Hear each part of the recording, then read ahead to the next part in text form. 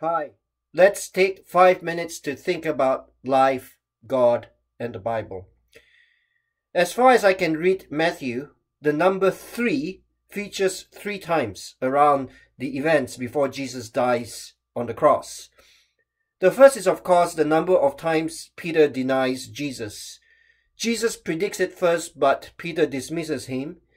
Matthew records Peter's denials at the end of Matthew 26. Then there is the number of hours darkness comes over the land just before Jesus dies. Matthew 27 verse 45.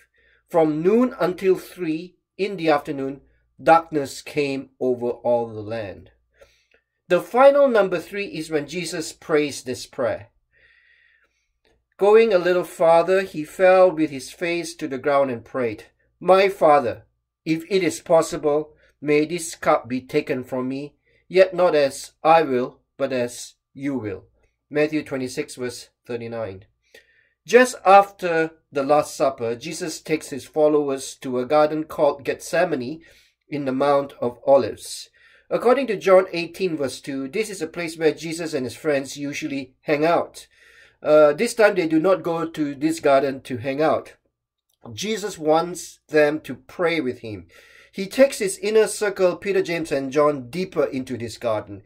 He tells them that his soul is overwhelmed with sorrow to the point of death. He asks them to keep watch.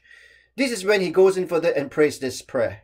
"My Father, if it is possible, may this cup be taken from me, yet not as I will, but as you will."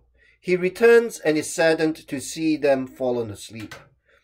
I have heard many people say to me that they have never prayed so much in their life until this COVID-19 crisis. However, people have also told me that they never felt so alone in their life. Jesus returns to his disciples. He is grieved to see them asleep again. We have never seen Jesus feeling so alone in his life until we see him in this garden. He does not get the support he needs from his friends.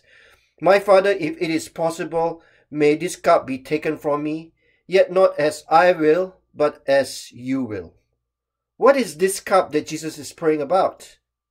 Bible students tell us that this is the cup of suffering that Jesus must undergo on the cross when he bears the punishment of God for the sins of the world. Jesus had earlier referred to this cup in his conversation with the mother of James and John when she asks for favorable positions for her sons in his kingdom. "You don't know what you're asking," Jesus said to them. "Can you drink the cup I'm going to drink?" Matthew chapter 20 verse 22. Make no mistake about it. Jesus is afraid. He is afraid of what he will experience in the hands of God when he takes the punishment for the sins of the world. He does not want to undergo this mission that his Father has sent him to do. Yet he prays not as he wills, but as his Father wills. Are you also afraid that you will not be able to handle the cup that God has given to us during this crisis? I also feel it. It is human to be afraid. A man is in the garden. Does that sound familiar to you? Let's go back to Genesis chapter 3. There is also a man in the garden. Let's call him the first man in the garden. The first man in the garden disobeys his father. This second man is different. This second man obeys his father. He goes on to experience this cup of suffering. Do you feel that you are alone in the garden right now? Luke tells us that God hears Jesus' prayer and sends him some support.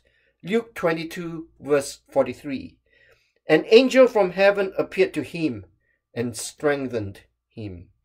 In the Bible, an angel can either be an actual human being or a spiritual being.